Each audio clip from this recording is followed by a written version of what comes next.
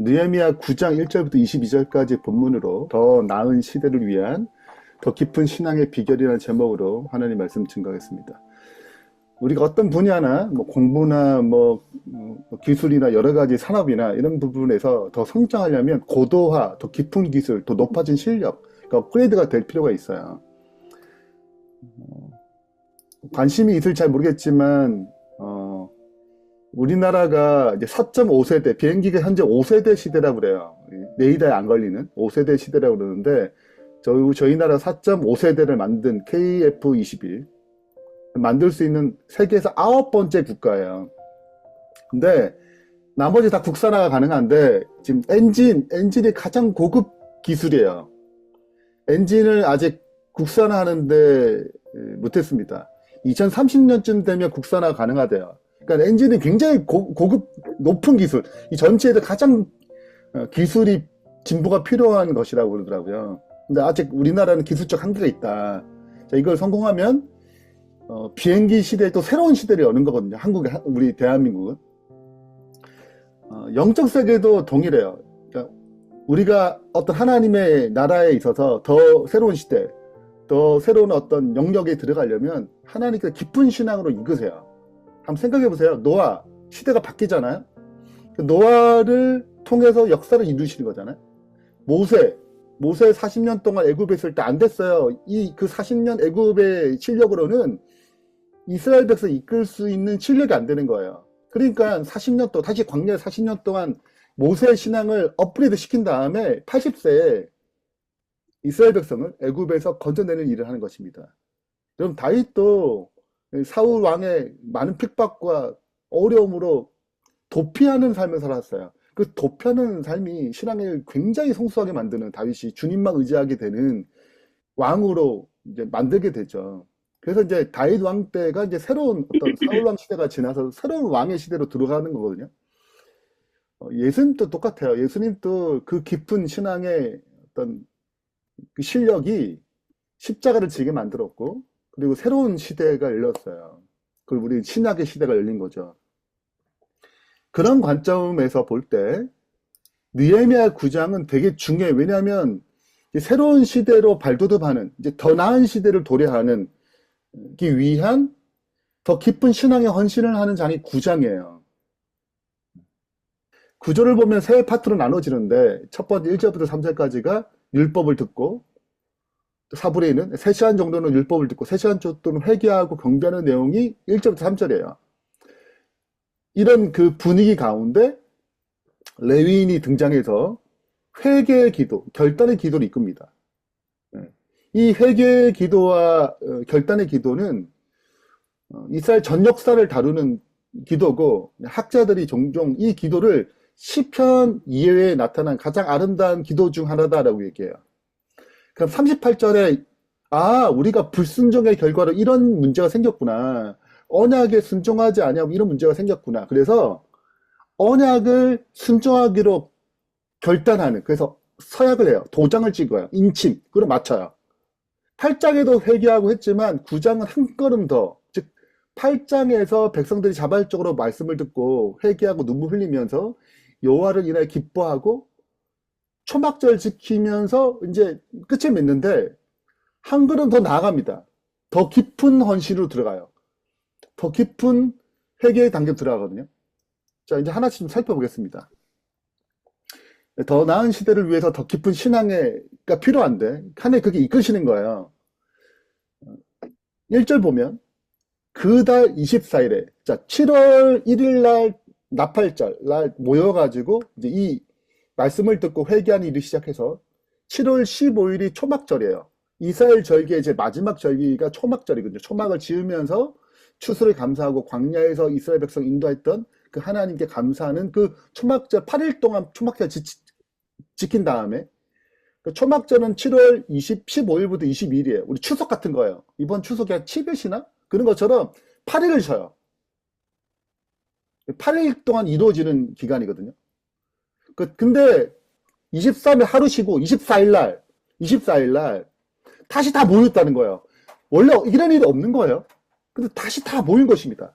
이스라엘 자손이 다 모여 금식하며 굵은 베를 입고 티끌을 무릅쓰며 모든 이방 사람과 절교하고 서서 자기의 죄와 조상들의 허물을 자복하고 7월 첫날부터 모여가지고 초막절을 지내면서 그들의 마음이 뜨거웠습니다. 그때 한 회개 가지고는 만족이 안 되는 거예요. 하나님께 그들의 마음을 더 깊은 회개로 이끌었어요. 더 깊은 회개의 필요성을 느끼게 만들었습니다. 그래서 모일 때 금식하며 금식을 결정한 거죠. 그리고 굵은 베옷을 입었어요. 티끌을 무릅쓰고 그리고 이방 사람들과의 그 혼탁 타협했던 부분들 그런 것들 끊어버리고 자신의 죄를 넘어서 조상들의 허물까지 공동체적 기도라고 하는 회개 기도라고 하는데 이 공동체적 회개 기도는 역사의 흐름을 전환시키고 굉장히 중요한 기도예요. 공동체적인 그 잘못을 고백하는 회개하는 기도, 더 깊은 회개의 단계로 이끌어 가시는 것입니다. 이 회개의 네 가지 표현을 정리하면 보면 첫 번째는 금식이에요. 성경에서 이제 금식은 이제 슬픈 회개의 깊은 회개를 할 때 금식해요. 그래서 음식을 거부함으로써 영적인 것에 진짜 나를 존재케 하고 나를 유지하는 것은 내 먹는 것이 아니고 하나님이다. 하나님께 집중하는 거예요. 그래서 육식을 끊어요. 외부적 음식을 끊는 것입니다. 그래서 죄를 깊이 인식하겠다는 거죠. 두 번째는 굵은 베옷을 입고 티끌을 무릅쓰는 것입니다. 굵은 베옷은 장례식에 입는 옷인데 죄에 대한 애통을 나타내요. 티끌은 자신이 얼마나 무력하고 비참한 존재인지를 드러내는 표현입니다. 자, 그 다음에 실제적인 구체적인 행동.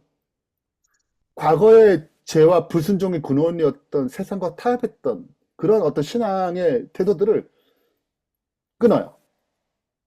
이 말은 이방인과 세상 사람들 아예 뭐 보지도 않겠다 그런 뜻은 아니에요.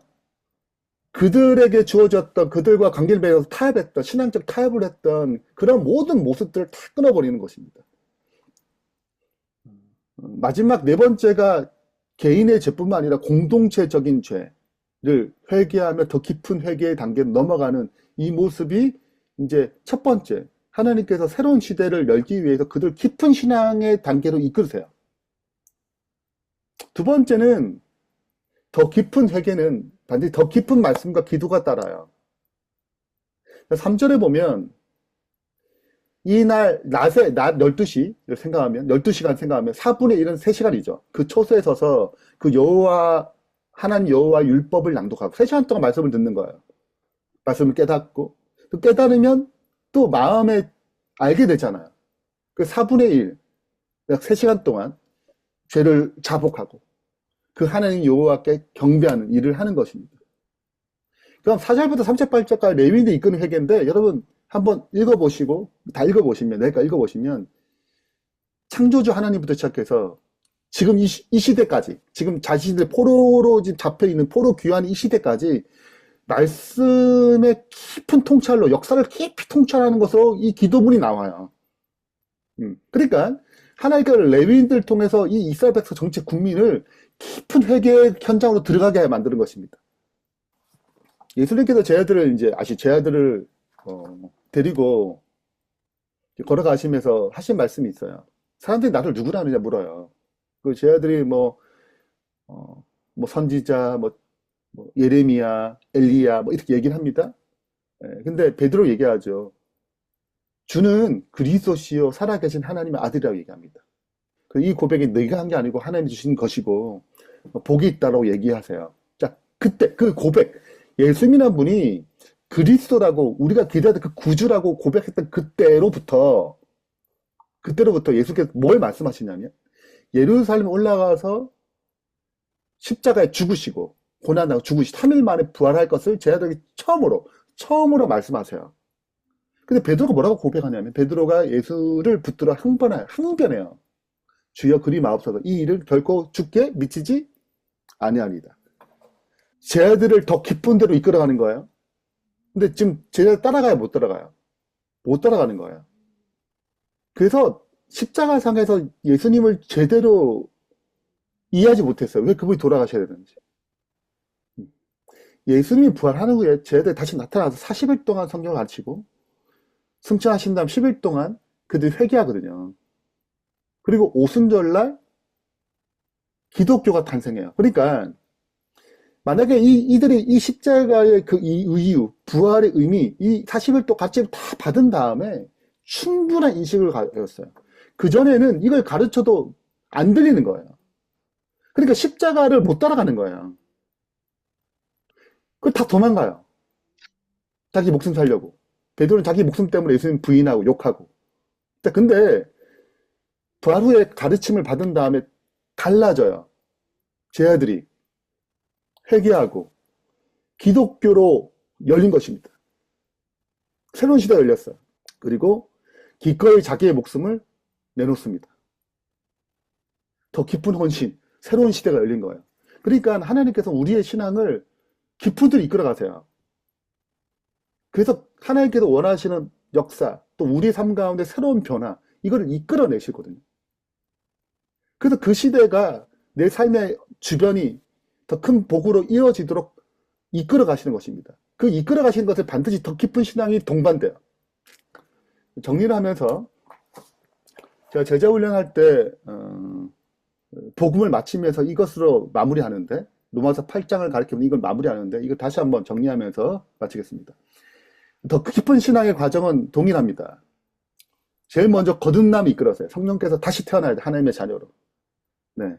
그래서 예수님을 개인의 구주 영접하고 새로운 삶을 살겠다는 헌신과 회개가 일어나면서 이제 내 삶이 주님의 자녀로 태어나는 거죠. 우린 침례로 그것을 이제 표현하는 것입니다. 자, 그 다음에 거듭나면 하나님의 자녀로서 어떻게 살아야 하는지를 이끌어 가세요. 더 성숙한 길을 이끌어 가세요. 예수님으로. 자, 그러니까 그분의 말씀, 그분의 복음의 빛으로 성령께서 우리를 이끌어 가십니다. 사랑으로 이끄세요. 우리 흔히 은혜 받았다고 그러죠. 그 참된 은혜는 성령의 인도로 말미암아 나타나는데, 그러면 그분께 가까이 오면 가까이 갈수록 잠언 4장 18절에 의인의 길은 돕는 햇별 같아서 크게 빛나가지고 한낮에 광명에 이르게 만든단 말이죠.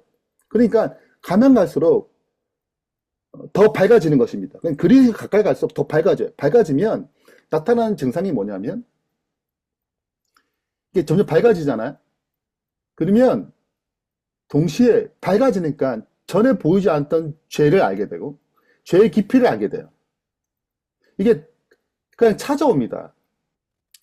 더 깊은 회개의 기도가 들어가요. 그리고 자기의 어떤 형상이 자기의 자아가 점점 작아집니다. 자기를 의지하는 것, 자기를 신뢰하는 것, 특히 자기 생각적인 해석들, 그런 것들 다 깨어지는 거예요. 그러면 이렇게 깨어지면 깨어질수록, 십자가를 경험할수록 우리는 거기에 반대되어 섬김, 헌신, 성품의 변화도 달라집니다. 똑같아요. 이게 변화돼요. 더 주님을 더 사랑하게 되고 주님이 점점 더 커지는 것입니다. 나는 작아져 그리스도가 점점 커지는 거예요. 내가 할 수 없는 걸 그리스도께 이루어지고 가시는 것입니다. 그래서 이것이 지금 느헤미야 9장, 지금 8장부터 시작되는 이 형상에서 이게 이루어지고 가고 있는 거예요. 누가복음 7장에 보면 향유옥합을 깨트리는 마리아 이야기가 나와요. 마리아가 예수님의 죽으실 줄 알고 이렇게 향유옥합 준비했다가 아닌가 해서 이제 성령의 감동하심으로 그 예수님께 가서 그 향유옥합 깨트려가 자기의 머리카락으로 예수님 받으셨거든요. 네. 이 부분에서 예수님께 하신 말씀이 있어요. 시몬에게 뭐라고 얘기하는, 제자 시몬이 아니에요? 네. 그 바리새파에 소속된 이 시몬인데, 예수님께 무슨 얘기를 하냐면, 두 사람이 빛에 탕감받았는데, 한쪽은 더 많고 하나는 적어요. 네. 그래서, 누가 더 탕감을 똑같이 받았지만 더 많이 탕감받아 덜 받은 이 탕감한 두 사람 중에 누가 그 주인 그 탕감해 준 사람을 더 사랑하겠니 물어요. 그때 뭐라고 얘기하냐면 시몬이 대답하여 뭐라고 얘기하냐면 내 생각에는 많이 탕감받은 자가 더 많이 사랑합니다 라고 얘기했어요. 예수님 가까이 가면 가까이 갈수록 우리는 더 많은 죄를 깨닫게 돼요. 그러면 용서를 빌잖아요. 그럼 탕감을 받죠. 용서를 받잖아요. 그럼 더 많이 사랑하게 돼요. 이게 흐름이에요. 그러니까 신앙은 더 깊어지면 깊어질수록 그분을 더 닮게 되고 그분을 더 많이 사랑하게 되고 더 많은 헌신이 나타나는 것입니다. 우리가 더 나은 시대를 준비하기 위해서 우리가 더 깊은 신앙으로 이끄실 하나님의 섭리에 반응함으로 우리의 삶이 주님을 더 깊이 닮아가는 백성 되길 바라면서 말씀 마치겠습니다.